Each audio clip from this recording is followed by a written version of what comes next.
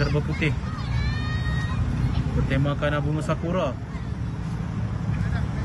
Manakala untuk pasukan Yol akan menggunakan jersey serba merun berseluar putih. Jadi kedua pasukan kita lihat. Mula untuk lawanan kedua di antara versus 5 akan menentang dengan Yol FT. Merupakan percuma untuk pasukan versus 5.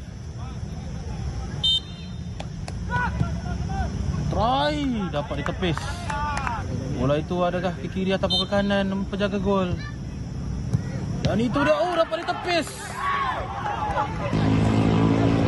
Tidak offside sekarang ini Yol FC. Satu try.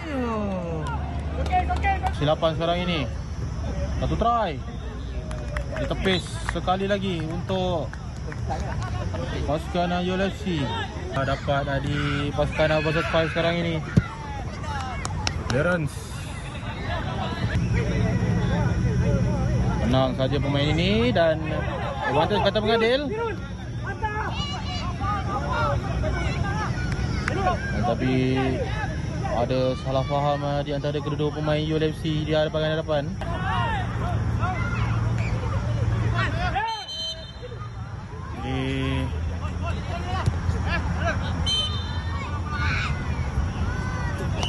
Layanan kad kuning yang pertama untuk pemain daripada pasukan versus 5. Try, terkena palang dan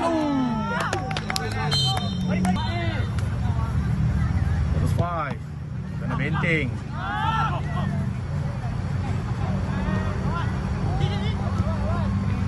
Tiga pemain Yol membuat high press. Tapi bola itu teruslah kena kapak penjaga gol. Jadi terima kasih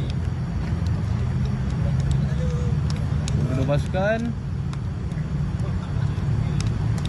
Jadi jangan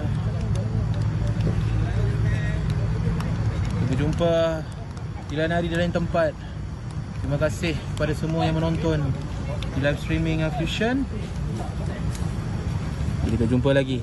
Bye bye. Assalamualaikum.